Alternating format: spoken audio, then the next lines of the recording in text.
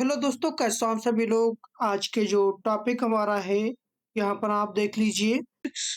फार्माकोथेरेपेटिक्स जो हमारा टॉपिक है, इसमें बहुत सारी चीजें आप लोगों को ऐसे इम्पोर्टेंट चैप्टर हमारा फर्स्ट इसमें डिस्कस करेंगे कि हमारे जो चैप्टर फर्स्ट में कौन कौन से ऐसे इम्पोर्टेंट क्वेश्चन हैं उनके बारे में स्टडी करेंगे और इनसे हमें कौन कौन से बेसिक क्वेश्चन आते रहते हैं हर एग्जाम में, चाहे वो सेशनल हो, चाहे प्रीवियस ईयर हो, चाहे फाइनल हो।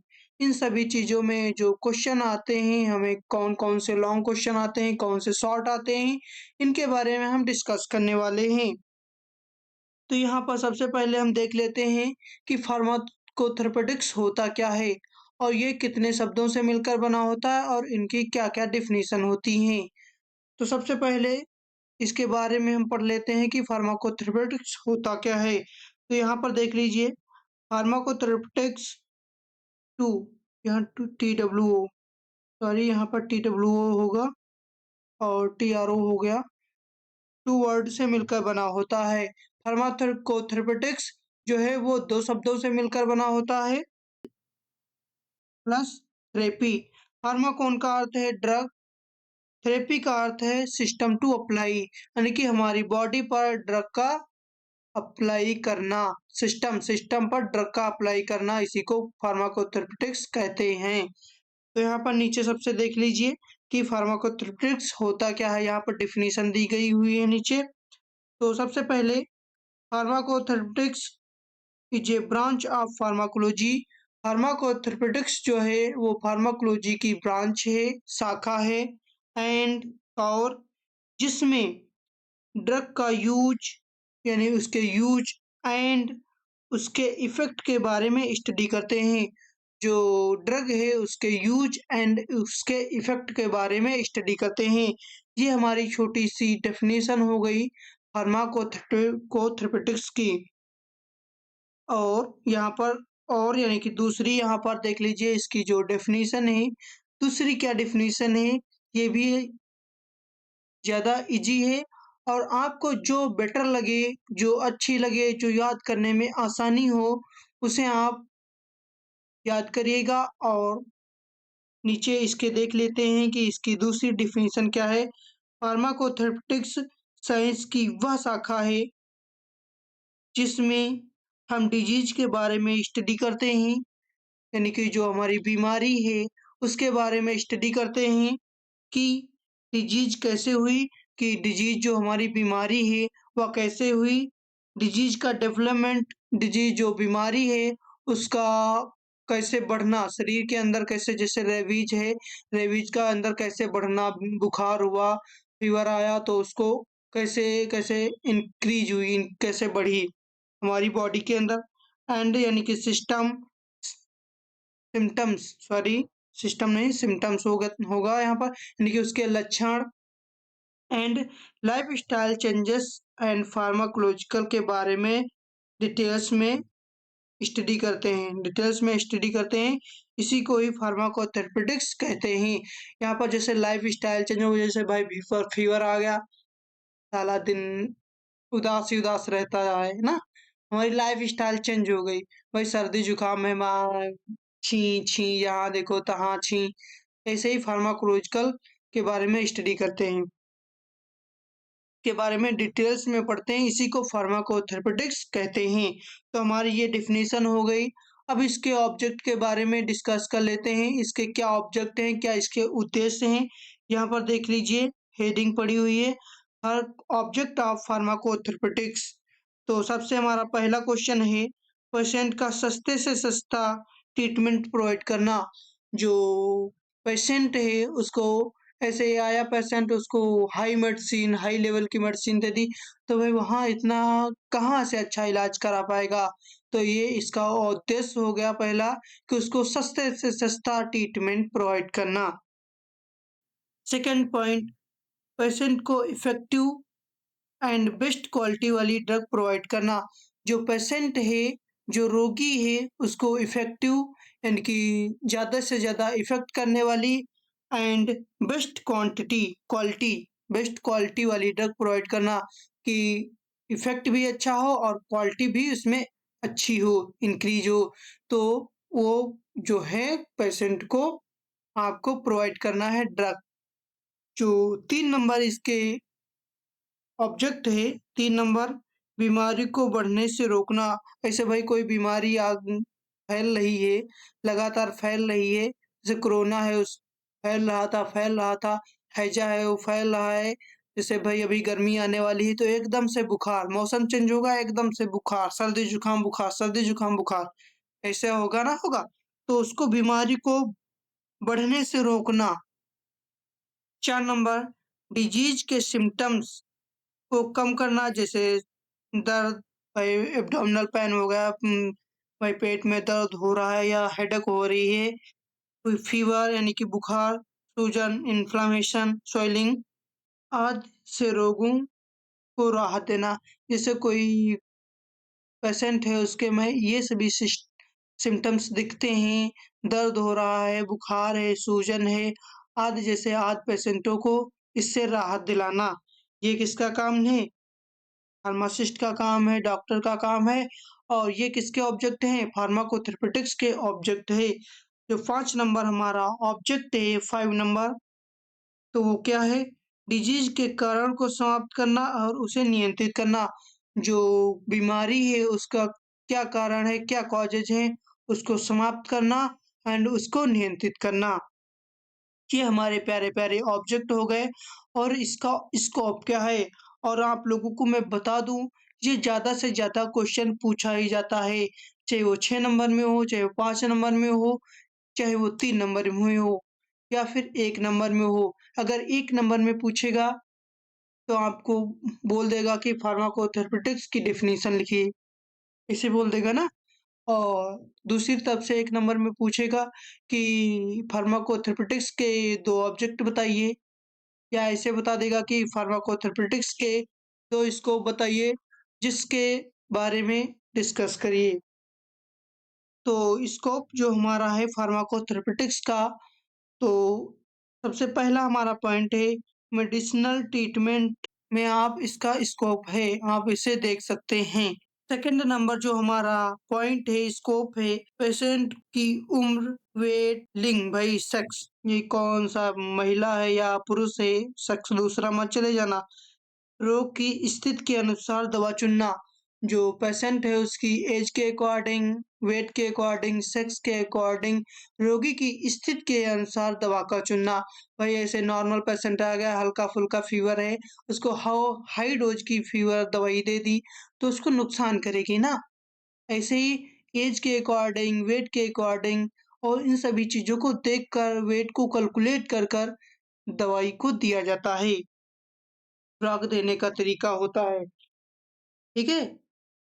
3 नंबर जो हमारा पॉइंट है, पेशेंट को ड्रग का सही मात्रा यानी कि सही डोज़, सही टाइम, सही मार्ग यानी कि मुँह या इंजेक्शन आदि से में देना। जो पेशेंट हो, ड्रग को सही मात्रा में, जैसे पेशेंट आया है, तो उसको सही मात्रा में ड्रग देना एंड सही समय पर देना एंड सही रूट्स यानी कि सही रास्ते से देना, जैसे खाने वाला ड्रग है या इंटरनल है, मस्कुलर है, आईवी है, इन सभी चीज़ों के बारे में सही रूट को चुनना जिससे पेशेंट को जल्दी से राहत मिले। अगर कोई पेशेंट आया है तो उसको ज़्यादा से ज़्यादा इफ़ेक्टिवनेस प्रोवाइड करने के लिए हमें आईवी दिया जाता है, जिससे हमें पेशेंट को तुरंत इफ़ेक्ट करता है और जल्दी से जल्द पेशेंट को राहत भी मिल जाती है। और 4 नंबर जो हमारा पॉइंट है, ड्रग से होने वाले साइड इफ़ेक्ट की निगरानी करना। जैसे आपने कोई दवा दे दी और उसकी निगरानी नहीं कर रहे हैं, उसके साइड इफ़ेक्ट आ गए तो हार्मफुल है कि नहीं है? तो उसके बारे में देखना कि उसके जो साइड इफ़ेक्ट आ रहे हैं तो क्या आ रहे हैं, उसकी निगरानी करना। 5 नंबर, एक से अधिक दवा के साथ लेने पर होने वाले इंटरेक्शन का अध्ययन करना। जैसे आपने एक से अधिक आपने दवा दी, तो उससे होने वाले इंटरेक्शन, जैसे आपने डोज़ कैलकुलेट करके एक में मिक्स करके आपने दवाइयाँ दे दी, तो उससे होने वाले जैसे इचिंग हो रही, खुजली होने लगी या फिर दाने उछल आए या फिर कोई किसी प्रकार का रिएक्शन हो गया, तो इससे इंटरेक्शन जो हो रहा है उसको अध्ययन करना। 6 नंबर जो हमारा पॉइंट ही बच्चों, बुजुर्गों, गर्भवती महिलाओं एंड किडनी लीवर पेशेंट्स में विशेष ध्यान देना। जो बच्चे हैं, बुजुर्ग हैं, गर्भवती महिलाओं हैं एंड किडनी या लीवर पेशेंट हैं, उनमें विशेष प्रकार से ध्यान देकर पेशेंट को दवाइयों को दिया जाता है। 7 नंबर ऑफ वेरियस डिजीज में जो चिकित्सीय ट्रीटमेंट है एंड वेरियस डिजीज अलग-अलग बीमारियों जैसे हृदय रोग, कार्डियोलॉजिस्ट, मधुमेह, डायबिटीज, अस्थमा अस्थमा हो गया ना, संक्रमण, उच्च रक्तचाप जैसे हाइपरटेंशन, बीपी बढ़ जाना भाई आदि। इन सभी चीज़ों को जो मेडिसिनल चिकित्सीय ट्रीटमेंट है वेरियस डिजीज अलग-अलग बीमारी के लिए clinical pharmacy and patient counselling जो क्लिनिकल फार्मेसी है एंड पेशेंट की काउंसलिंग भी करना हमें आना चाहिए। 8 नंबर जो हमारा पॉइंट है यहाँ पर 8 नंबर कर लीजिए। जो हमारा 8 नंबर है सॉरी यहाँ पर दिख नहीं पा रहा है तो यहाँ पर 8 नंबर ऐसे आप बड़ा-बड़ा कर लीजिए। यहाँ पर जो 8 नंबर पॉइंट है पेशेंट को ड्रग का सही उपयोग की जानकारी देना। जो ऐसे पेशेंट है उसको ड्रग ले ली और उसको सही आपने जानकारी नहीं दी, इन्फॉर्मेशन नहीं दी दवा की, अगर वो गलत तरीके से एंटर कर रहा है बॉडी के अंदर तो उसको हार्मफुल भी इफ़ेक्ट पड़ सकते हैं। इसलिए पेशेंट को जो है ड्रग के बारे में प्रॉपर नॉलेज देना बहुत ज़रूरी है। तो हमारा पहला जो क्वेश्चन है वो कंप्लीट होता है। इसके हमने ऑब्जेक्ट भी देख लिए, यहाँ पर देख ले सकते हैं। डेफिनिशन यहाँ पर हमने देख ली और इसके ऑब्जेक्ट भी हमने देख लिए और इसके स्कोप भी हमने देख लिए। और जो हमारा सेकंड नंबर है रेशनल यूज ऑफ मेडिसिन, इसको शॉर्ट फॉर्म में RUM भी कहते हैं। तो ये हमारा क्या होता है, ऐसे आप सबसे पहले ऐसे ही समझ लो कि क्या होता है कि रेशनल यूज ऑफ मेडिसिन यह एक ऐसा प्रोसेस है जिसमें पेशेंट को right drug, right dose, right time and न्यूनतम प्राइस पर प्रोवाइड करना रेशनल यूज ऑफ मेडिसिन कहलाता है। जो रेशनल यूज ऑफ मेडिसिन है यह एक ऐसा प्रोसेस है जिसमें पेशेंट को right drug, right dose, right time, right route, right price इन सभी चीज़ों को न्यूनतम प्रोवाइड करना रेशनल यूज ऑफ मेडिसिन कहलाता है। तो आशा करता हूँ आप लोगों को इसकी डेफिनेशन जो है समझ में आ गई होगी। इसके मेन पॉइंट क्या हैं डिस्कस कर लेते हैं। राइट मेडिसिन बीमारी के अनुसार सही दवा चुनना, राइट पेशेंट सही मरीज के लिए, राइट डोज सही मात्रा, राइट टाइम सही समय, राइट ड्यूरेशन सही समय सही यानी कि ड्यूरेशन सही ये कितने दिनों तक खाना है ना, 2 दिन, 4 दिन, 5 दिन सही ड्यूरेशन, राइट रूट सही यानी कि या IV, IM या मुंह के तरीके से या इंजेक्शन या इंट्रामस्कुलर या सबक्यूटेनियस इन सभी सही रूट। अफोर्डेबल केस कम से कम खर्च में जैसे कोई पेशेंट है उसको हाई डोज में है ही प्राइस में दे दी तो उसको ऐसा नहीं करना है, कम से कम खर्च में देना है। सेफ्टी कम से कम साइड इफेक्ट हों, पेशेंट काउंसलिंग मरीज को सही जानकारी देना, ये सभी चीज़ें होती हैं।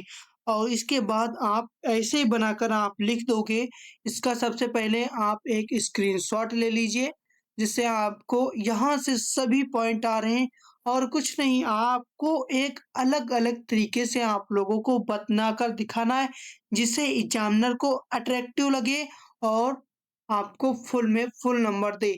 यहाँ पर देख लीजिए, मैं आप लोगों को सब बता रहा हूँ और विधिवत पूर्ण रूप से डिटेल में बता रहा हूँ। फुल में फुल मार्क देगा, लेकिन पॉइंट हेडिंग बनाने का आपको तरीका आना चाहिए। तो यहाँ पर देख लीजिए रेशनल यूज ऑफ मेडिसिन आपने स्क्रीनशॉट ले लिया है ना? अब आप इसको हम आपको बता देंगे कि आप लोग ऐसे ही चार्ट बना दीजिएगा तो आपको फुल में फुल नंबर दे देगा। सबसे पहला यहाँ पर 1 number, 2 number, 3 number, 4 number, 5 number, 6 number, 7 number. तो सबसे पहले राइट ड्रग, सही दवा का चुनना, सही रास्ता चुनना, सही डोज़ चुनना, सही टाइम चुनना, सही ड्यूरेशन चुनना, सही प्राइस में चुनना और सही पेशेंट को चुनना।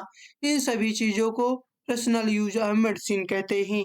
इन सभी चीज़ों को आप भाई चुनोगे अच्छी तरीके से तभी तो आप पेशेंट को भाई सही कर सकते हो उसके अनुसार। आप और इसके बाद जो हमारा लास्ट थंबनेल में देखे होंगे कि एसेंशियल मेडिसिन लिस्ट है, इसे शॉर्ट फॉर्म में ईएमएल भी कहते हैं। यहाँ पर देख लीजिए ईएमएल भी कहते हैं। तो यहाँ पर सबसे पहले इसकी डेफिनेशन को देख लेते हैं। यहाँ तो बहुत घना-घना हो गया है। कोई बात नहीं, हम पढ़ाने की कोशिश कर रहे हैं आप लोगों को।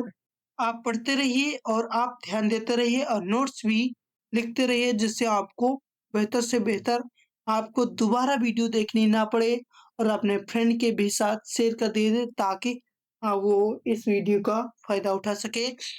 अगर अभी आपने चैनल को सब्सक्राइब नहीं किया है तो वीडियो को लाइक करके चैनल को सब्सक्राइब कर दो ताकि आने वाला नया टॉपिक आपके लिए बेहतर हो सके और सबसे पहले आप तक पहुँच सके। तो डब्ल्यूएच के अकॉर्डिंग जो ईएमएल है एसेंशियल मेडिसिन लिस्ट है, वो डब्ल्यूएच के अकॉर्डिंग एसेंशियल मेडिसिन लिस्ट वह सूची है जिसमें ऐसी दवाइयाँ शामिल की गई हैं जो पेशेंट के प्राथमिक स्वास्थ्य यानी कि फर्स्ट हेल्थ आवश्यकताओं को पूरा करने के लिए आवश्यक होती हैं। उसी को एसेंशियल मेडिसिन लिस्ट कहते हैं। यहाँ पर ऐसे समझ लीजिए जो एसेंशियल मेडिसिन लिस्ट है यह एक ऐसी मेडिसिन है जिसमें ऐसी दवाइयाँ शामिल की गई हैं जो पेशेंट की फर्स्ट हेल्थ आवश्यकताओं को पूरा करने के लिए आवश्यक होती हैं। उसी को एसेंशियल मेडिसिन लिस्ट कहते हैं। इन दवाइयों का चयन पॉइंट यहाँ पर है। इन दवाइयों का चयन उसके इफ़ेक्टिवनेस, सेफ्टी, क्वांटिटी के आधार पर मूल्य निर्धारित किया गया है। जो इन दवाइयों का चयन किया गया है उसके इफ़ेक्टिवनेस के आधार पर किया गया है, उनकी सेफ्टी के अनुसार किया गया है, सुरक्षा के अनुसार किया गया है एंड उसकी क्वांटिटी उसकी क्या क्वांटिटी है उसके अनुसार उसके मूल्य को निर्धारित किया गया है। नेक्स्ट पॉइंट, ये दवाइयाँ सामान्य एवं प्रमुख डिजीज के ट्रीटमेंट में प्रयुक्त होती हैं। ये जो दवाइयों की लिस्ट है इसमें दवाइयाँ चयन की गई हैं, इसमें एक सामान्य सामान्य डिजीज के लिए ट्रीटमेंट में प्रोवाइड की गई हैं।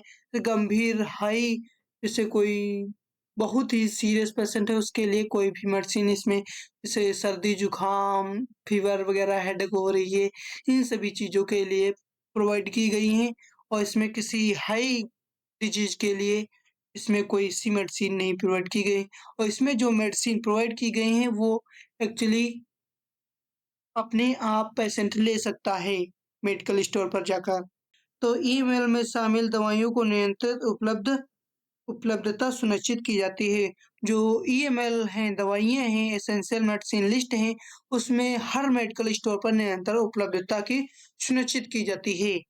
नेक्स्ट जो हमारी हेडिंग है सिलेक्शन ऑफ एसेंशियल मेडिसिन जो हमारी सिलेक्शन है उसको यानी कि सेलेक्ट किया गया है एसेंशियल मेडिसिन में तो वो इस प्रकार चयनित किया गया है। इस प्रकार चयनित दवाइयों को एसेंशियल मेडिसिन लिस्ट में सम्मिलित किया जाता है। सबसे पहला पॉइंट एसेंशियल मेडिसिन का चयन वह प्रोसेस है जिसमें कंट्री में प्रचलित रोगों के पैटर्न पर ध्यान रखकर दवाइयों का चयन किया जाता है। जो एसेंशियल मेडिसिन्स होती हैं यह एक वह प्रोसेस है जिसमें कंट्री में यानी कि देश में प्रचलित रोग जैसे कि पूरे देश में जो डिजीज हैं प्रचलित रोग जैसे कोई प्रचलित है सभी रोगों को ध्यान देकर दवाइयों को चयन किया जाता है। सेकंड नंबर जो हमारा पॉइंट है यहाँ पर कि ड्रग का चयन करते समय दवाइयों की क्लिनिकल इफेक्टिवनेस सेफ्टी पर विशेष ध्यान दिया जाता है। भाई कोई ड्रग ऐसे ही नहीं चयन कर दी जाती है उसके जो ड्रग का चयन करने से पहले दवा का क्लिनिकल इफेक्टिवनेस ट्रायल किया जाता है, टेस्ट किया जाता है कि ये कितनी पावरफुल ड्रग है और उसकी क्या सेफ्टी है कितने दिनों तक ये टिक सकती है और इसकी क्या-क्या विशेष ध्यान दिया जाता है, इन सभी चीज़ों का ध्यान दिया जाता है, तब उसके इसको एसेंशियल मेडिसिन लिस्ट में सिलेक्शन उसका किया जाता है, जिससे उसको हर मेडिकल स्टोर पर प्रोवाइड भी किया जाता है। और नंबर जो हमारा पॉइंट है, दवाइयों का मूल्य एवं कम उपलब्धता सुनिश्चित होनी चाहिए। जो दवाइयाँ हैं, उनमें कम से कम मूल्य होना सुनिश्चित होना चाहिए और उपलब्धता भी सुनिश्चित होनी चाहिए, जिससे पेशेंट को आसानी से प्रोवाइड हो सके और अच्छी तरीके से वो अपनी डिज़ीज़ को, अपनी बीमारी को सही अपने इलाज कर सके। इसलिए इस टॉपिक को यहीं से समाप्त करते हैं और मिलते हैं नेक्स्ट वीडियो में नए टॉपिक के साथ, और वीडियो को लाइक करना मत भूलिएगा और मिलते हैं नेक्स्ट वीडियो में नए टॉपिक के साथ। इस इसी के साथ लास्ट तक वीडियो में बने रहने के लिए धन्यवाद। जय हिंद, जय भारत दोस्तों।